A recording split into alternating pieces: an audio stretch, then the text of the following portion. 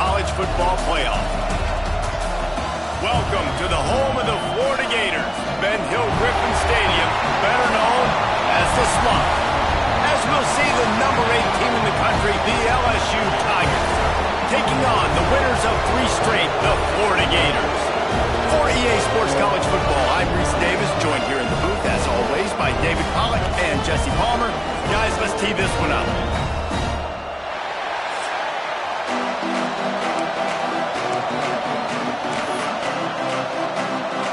The Gators will kick it away to start.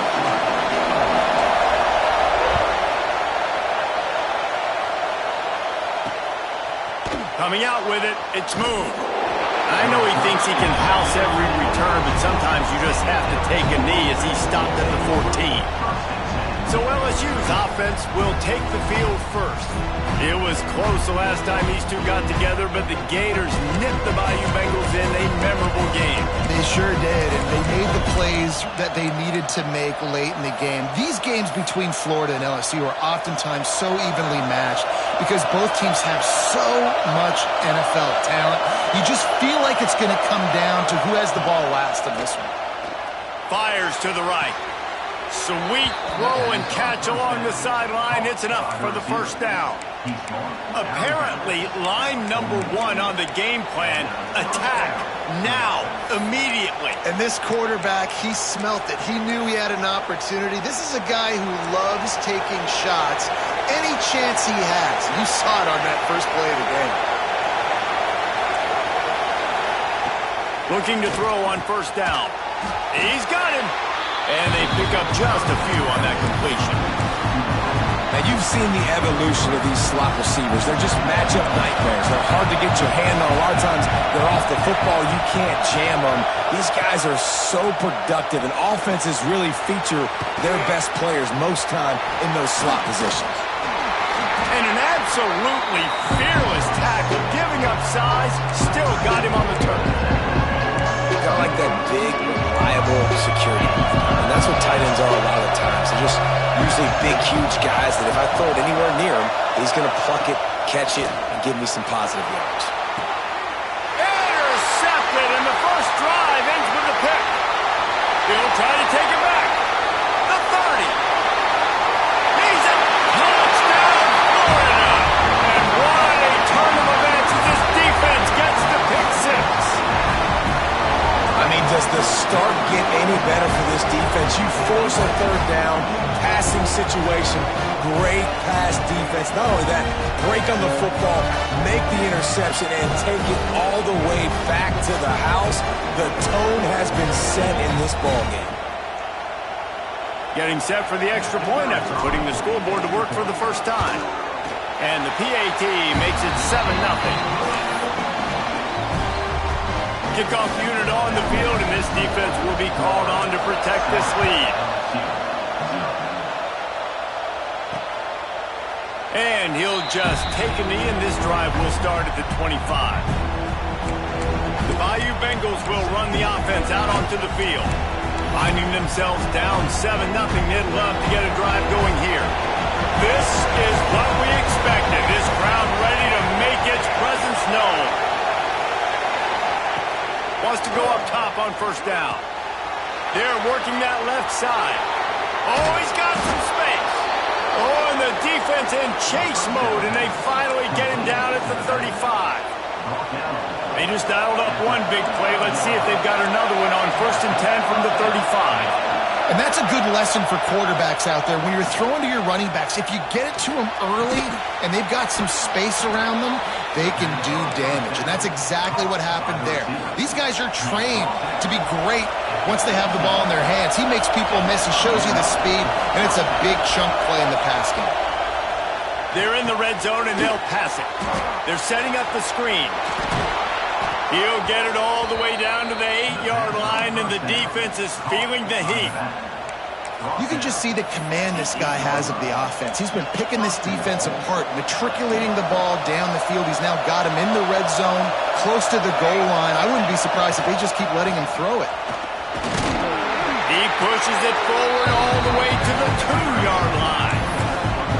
Yeah, and this offense, that's what they do. Last week he had 2 rushing touchdowns. They're going to feature him. They're going to get physical, especially inside the 5-yard line. You're going to feed this guy the football. This offense has had success in the past giving him the ball. Man, and that's a frustrating play when you go in reverse near the goal line, goal-to-go situations, Palmer. You got to get those positive yards. You can't go backwards if you're trying to get a touchdown. You know, I'm trusting in my quarterback here to make the right decision. Looks like we're going to have to throw it, right? But if it's not open, just throw this thing away. You don't want to take a sack, lose extra yardage here. Just be smart. He felt the heat trying to get away, but down he goes. He'll lose a yard or 2. And the defense gets a sack, and that's going to be the big determining factor in this football game. A week ago, he only got sacked 1 time. They've already got him on the ground. If they want to win this football game, they got to keep getting after the quarterback. It's good. That'll bring him to within 4. Let's go to the studio now and check in with Kevin Connors. Kevin, what do you got? Boys, if it's happening in college football, we've got eyes on it. Check this out. Northwestern has the lead right now.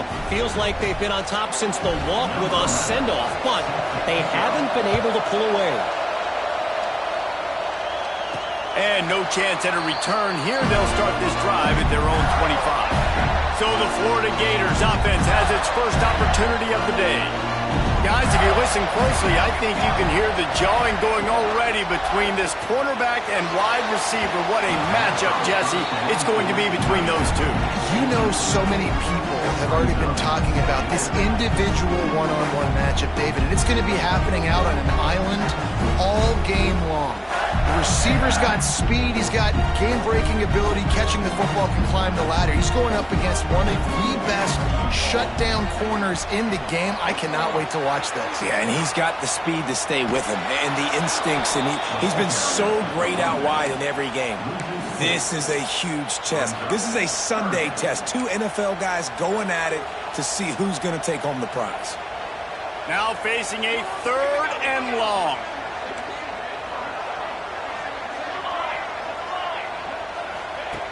Looking to throw, and he needs a chunk play. Intercepted, the defense has set him up. Bringing it back. Finally brought down, but what a play, not only to get the football, but to flip the field position with the return.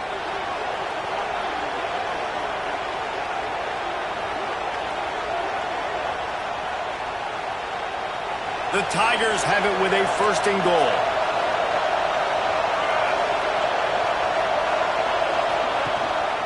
They'll try to get it in with the run. And there was nowhere to go, just stopped in his tracks in the backfield. You see all this movement in football now, all the stem in the defensive line. They're sliding right before the snap, creating confusion for the offensive line. Then they're moving back and stunting. Really good job by the defense. Continue to move, continue to stunt, continue to get in the backfield and make this life hard on this running back. Big time play by the defense. He'll lose 4. Now listen, the defense won that play. As an offense here, the key, David, you can't go back-to-back negative plays. You got to be smart with the football here. Looks like you're going to have to throw it. You just can't force it. You got to make sure you're playing with that clock in your head. You can't take a sack. And I think this is a situation where I spread you out. I get more speed on the field. I make the defense declare. I see what they're in, but I'm... Touchdown, Bayou Bengals. Snagged in the end zone to give them 6.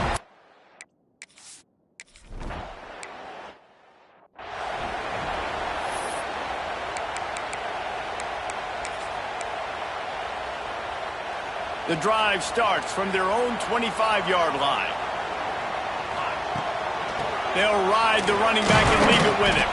Tackle is made at the 28 after a pickup of 3.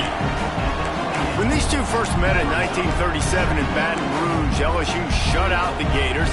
Florida would notch the first road victory in this swampy series when they beat LSU on the Bayou in 1956. And a lot of history between these 2 teams because even when there were 2 divisions in the SEC, this was a constant cross-division rivalry featuring lots of NFL talent and some really dramatic games. I remember being the #1 team in the nation back in 1997, going into Baton Rouge and losing, and the fans rushing the field, tearing down the goalposts. These 2 teams have unbelievable fan bases and lots of talent on the field. So 1st down here as they go back to work. Leaves it with the running back. A solid pickup there before the defense is able to make the stop. And the Gators can play this second down a lot of ways with just a few yards to go. Quick completion to the right. And maybe he'll get back to the line of scrimmage, but no more than that. How nice is it in this offense to have your best receiver playing in the slot? You're matching him up against linebackers, against safeties, or nickel corners. Nickel corners are oftentimes the defense's third best cornerback. This guy is virtually uncovered.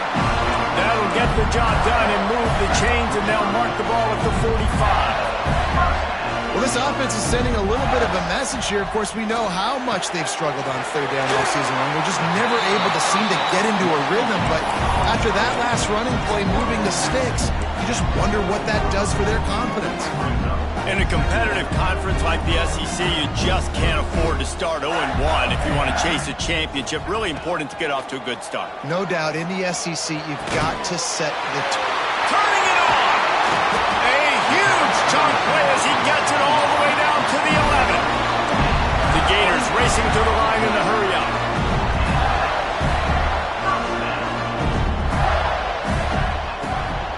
They'll run it in the red zone. It's Dozier. He'll be hauled down just inside the 10 at the 9 as they're trying to turn this into a score. Going to work on second down in the red zone is still some ground to cover to pick up that first down.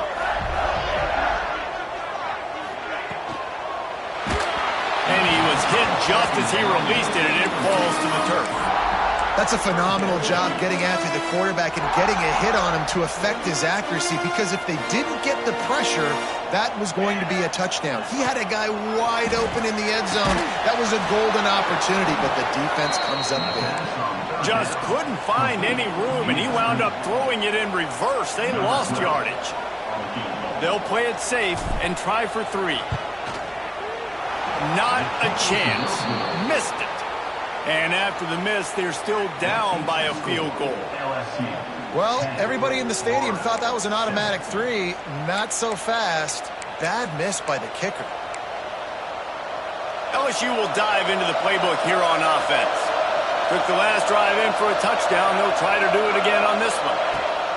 To the air on first down. Fires to the big fella. He is not afraid to use that stiff arm as a weapon as he bangs his way to the 28.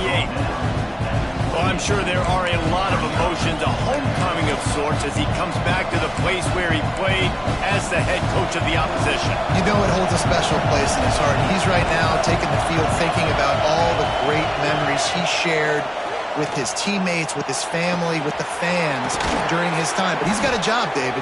He's coaching on the other sideline this one, and he wants to get the win for his team. Oh, you dang right. And you got to pull back those feelings. It's great to be home. It's awesome to be where it started, but you're also paid to do a job, and you're paid by the other side. And right now, you want to go win, and you want to beat this squad because you're competitive. So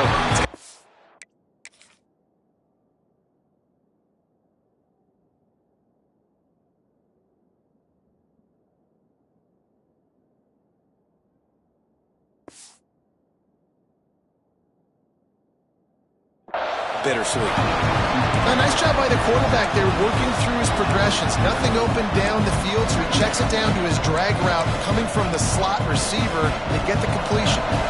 Plenty of distance between them and the sticks here on second down. The RPO, it's complete. Shows off another move and gets down to the 33-yard line. My old coach said you'll never go broke taking a profit. Take what's there, take the positive yards, and never complain. The noise is deafening, trying to make sure only the Gators get out of the swamp on third down. Wants to throw it. Finds the tight end. He's got enough for the first down. They'll spot him at the 24-yard line. Third and short, and I guess the only thing they really took out of play in the shotgun was the quarterback sneak. Yeah, and that's kind of what I like to do, Reese. I mean, 3rd and inches, I want to run the quarterback sneak, run the football, but this team fully comfortable throwing the... Picked off, and they ruin an early drive with the turnover. Not much on that return, but I think they'll let him slide after making that pick, and they'll have it at the 20. This is obviously not a great start for this quarterback here. 2 interceptions already in this game. He's got to do a much better job with his decision making. They take over late and have enough time to put together a drive. Looking downfield on first down. Got his man.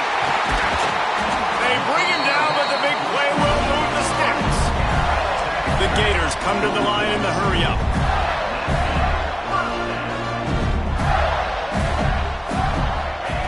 Wants to throw on first down. And the physical play there forces the incompletion on first down. This defense has a lot of speed, especially in the secondary, and you saw that speed. That defender got to that receiver so quick, and because of the hit, incomplete pass.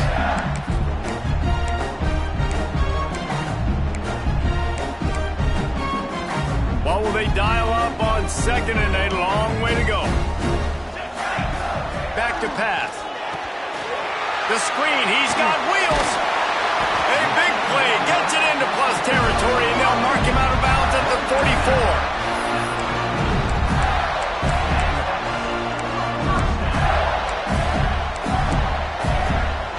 And the Gators will snap it on 1st and 10.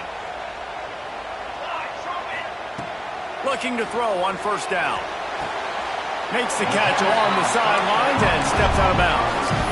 The thing I like about this slot receiver, he's really intentional in his route run. The quarterback always knows exactly where he's going to be on the field. They've got great chemistry together. Back to pass on second down. It's on target and complete. They'll wrestle him down just short of the first down. I don't even think they're going to bring out the chains to measure this one.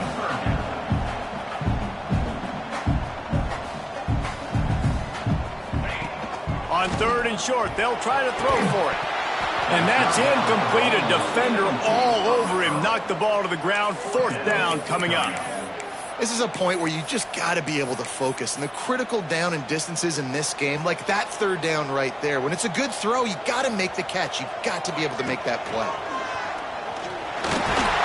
Drag down, but they'll move the sticks for a 1st down. And I don't know if field position really matters on that one, right? I know they're on the plus side of the territory, but 4th and inches, most offenses today are going to be going for it. They did. They execute the running play, and they keep the sticks moving. Draws and screens are a great way to slow down really aggressive pass.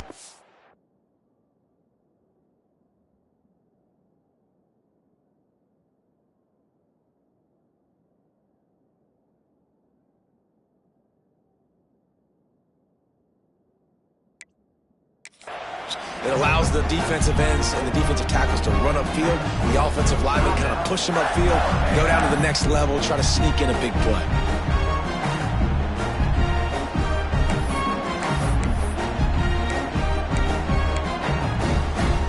The Gators in a good spot here with 2nd and short.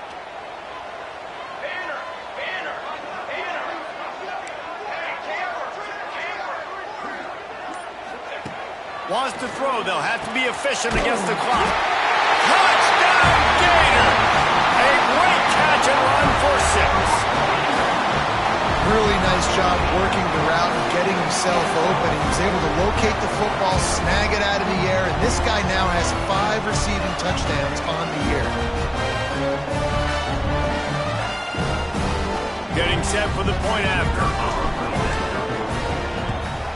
And the extra point is good, and it's a 4-point lead. They march 79 yards on the drive, and they finish it off with a touchdown toss from the 23.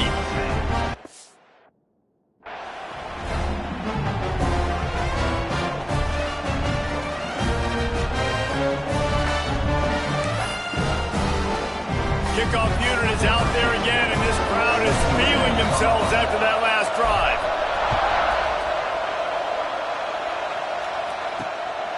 Fielded in the end zone, it's moved. And the coverage team gets the returner on the ground. The Bayou Bengals will run the offense out onto the field. Now they're backed up here, Jesse. Wonder how aggressive they're willing to be. I think it's going to come down to how much confidence they have in this quarterback and his decision-making, because you cannot throw an interception at this part of the field with this little time left. And I think that's conversations you've had with the young fellow on the sideline. Be like, what are you comfortable with right here that we can run? Maybe stay aggressive, but make sure I don't make that mistake.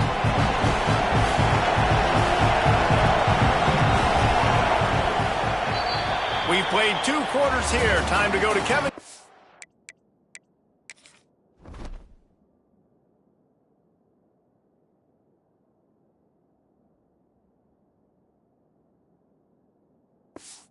In our halftime update.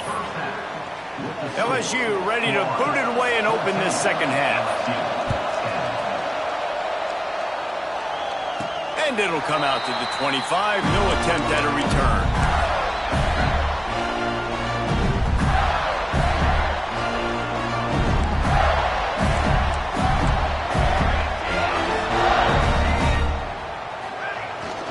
They keep it on the ground to open the third.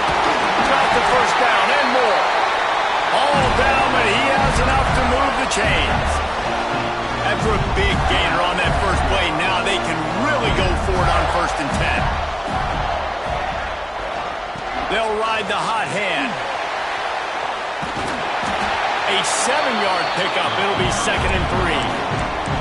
This shouldn't be a surprise to anybody. If you've got the lead in the third quarter and you want to keep it, you got to bleed the clock. Best way to do that, run the football. And you're now seeing this offense call these run plays back to back. They are trying to be physical, and they're trying to stay on the field. Quarterback on the keep. This junior making his presence felt and making the stop after a short gain. Well, the QB decided to keep it on that one. And listen, if you had his athleticism, you'd want to keep it too. Almost every time they run these types of option plays. But he's just going to have to do a good job of understanding when to hand it off, when to... To the right. He's at the 10. And he ran away from the defense to take it in. Touchdown, Florida. And this receiver is on fire. He's got all the skills that you look for in a big-time target. And that's already his 2nd touchdown of the game.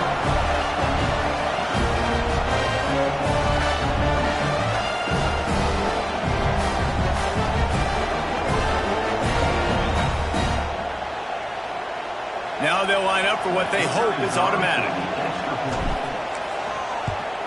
And the extra point will tack another one onto this lead. And let's check in with Kevin Connors in the studio. Kevin? Guys, a quick update on a notable game going on right now in the ACC. Duke is ahead in this one, but unlike the days of Daniel Jones, this offense is not guaranteed to just keep scoring points today. They're up by 8 over North Carolina. We'll circle back if anything changes in this big-time ACC matchup. Guys? Thanks for the update on that one, Kevin. Let us know when it goes final. LSU will dive into the playbook here on offense.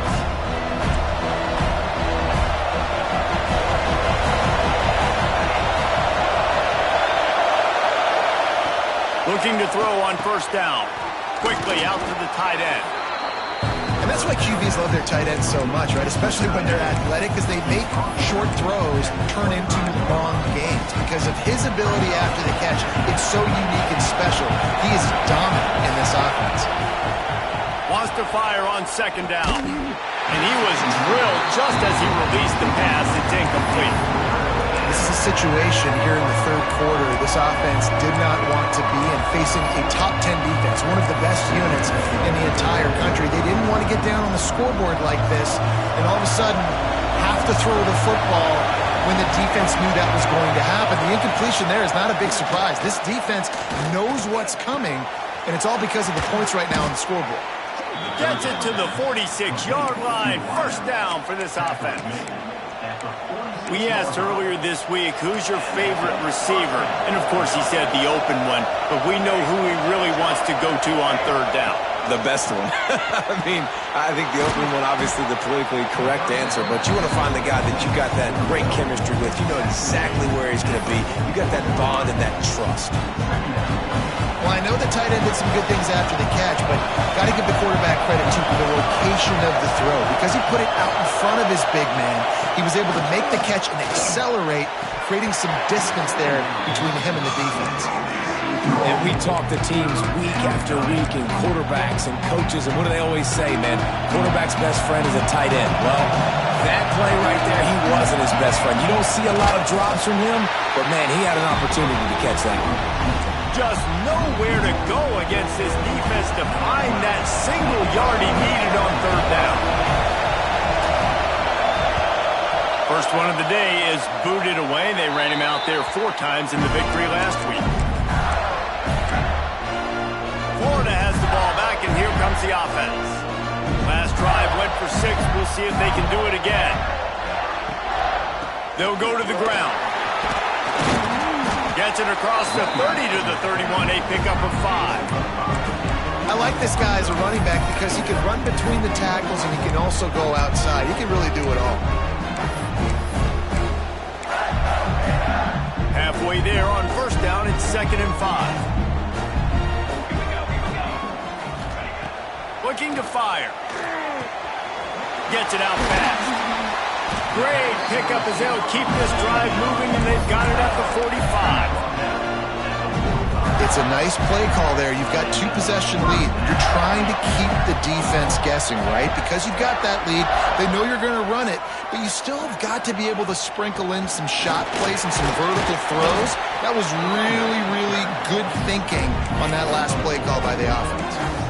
And I kind of like how the running back didn't mess around. Like, just get downhill when you see an opening. A lot of times they close so fast, man. Be decisive, stick your foot in the ground, pick up 3 to 4, and we are not going to complain. He's going to run it. He gets the job done, picking up the first down, then getting down. You know, as a quarterback, when you make good decisions like that, your coordinator and play caller are going to keep dialing up these RPO-type plays, right? Nobody open. You're not forcing the football into traffic. You're not freaking out and throwing it away. Looking to take a shot. And incomplete on the deep ball. Love the coverage on the back end. The defenders staying right by the receiver and the intended target. As a result, that ball's incomplete. Got it behind the line. It's Hurley. How about those sweet twinkle toes-like moves as he gets to the 38?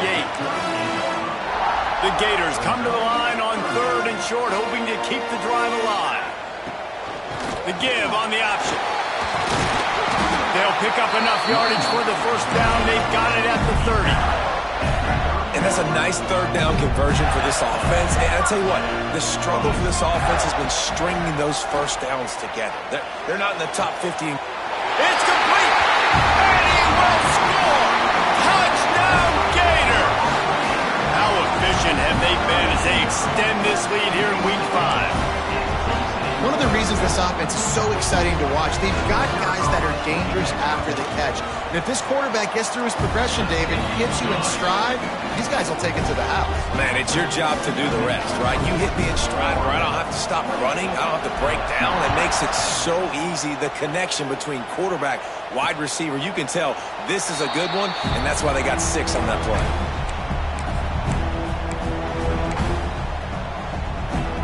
They'll put this one in play. First snap of the drive from the 25. Wants to go up top on first down. Using the quick game. Across the 35, out of bounds at the 36, and a really good pickup as they're starting to move. We've been treated to an aerial show by these two guys so far as you check out their numbers.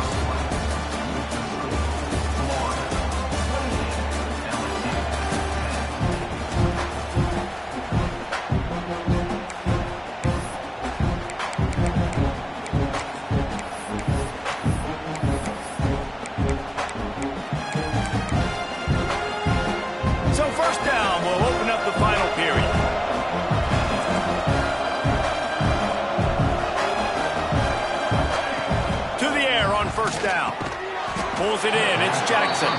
And a good job in coverage there as they stop it after just a few. just getting the feeling this defense is going to make it hard on them, right? They've got the lead, it's late, and they're going to try to tackle everybody in bounds. Offense is going to have to really work for this and be smart. You got to attack the sidelines. You got to throw first downs. You got to keep this thing moving vertically down the field. Gets it out quickly. And this one will be stopped for no gain. And I don't like the play call, guys. Screen pass at this point of the game against the defense playing big zones, prevent, trying to keep the ball in front. It's just not going to work. You got to take shots offensively. They've got to come up with a big play on this 3rd and long. Sends it back in motion. On 3rd and long, he has to throw for it. Quick strike complete. He'll be stopped short of the line to gain. Needed about 3 more on that one.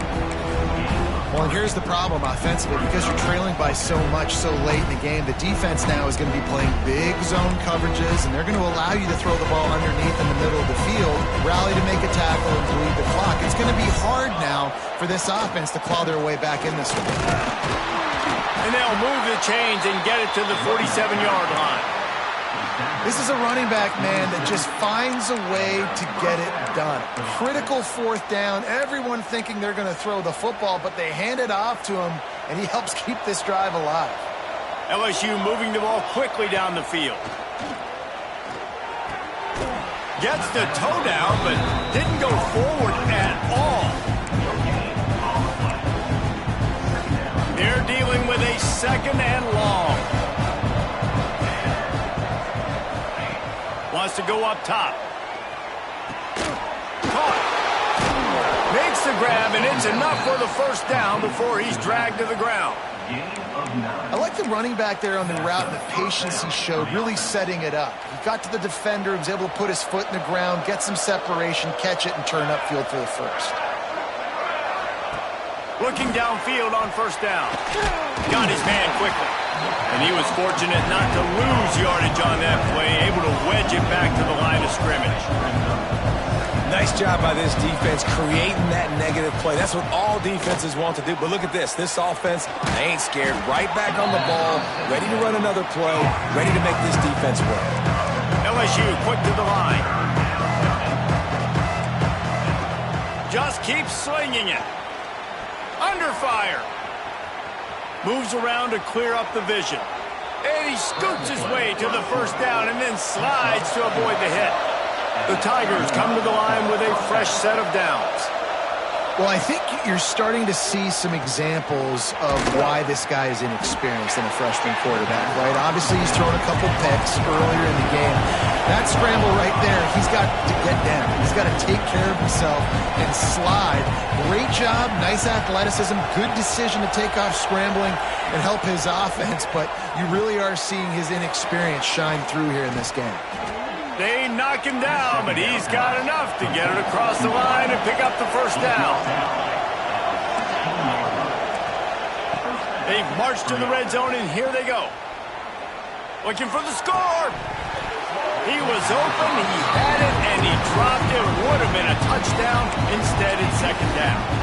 And it's just been frustrating to watch the inconsistency of this guy at QB, man. You've got to be able to stay in rhythm in an offense and stay ahead of schedule. And he's had a moment, and he threw a touchdown pass, but more consistency, more... And here comes the heat, and they get home, and they get him at the 21.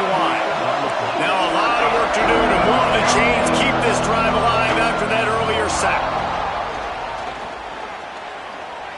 Throws toward the end zone.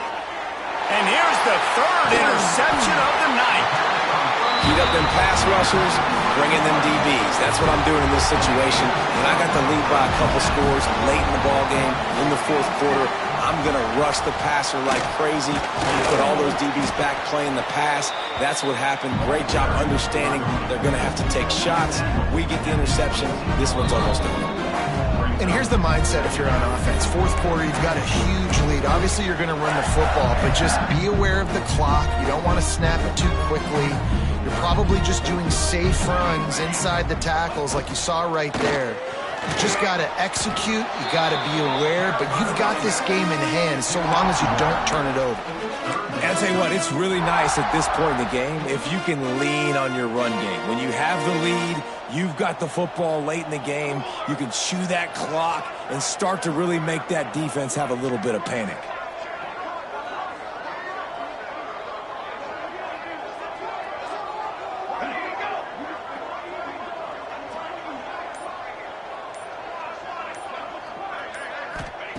On 3rd and long, trying to have a big completion here.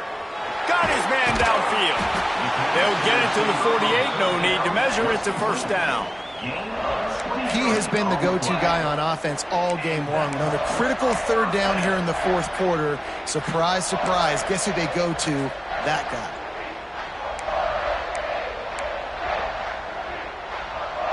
Running out the clock seems to be a mere formality here as they are ready to snap it in victory formation. The quarterback takes a snap and takes a knee. Backed up now, here's 2nd and long.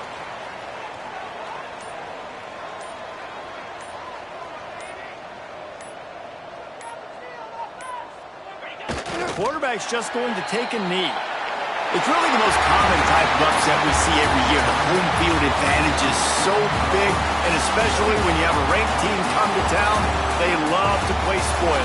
Yes, and what needed to happen happened in this football game. Something good to happen early to get the belief and to get this crowd involved. And when the crowd gets involved, Jesse, it changes the game, and I think it had a lot to do with the outcome today. I agree. I'll tell you, regardless of whether this team is ranked or unranked, when their home crowd is like they were today, they're tough to beat, period. And you know this crowd and these fans, they're going to be celebrating this win for days and days to come.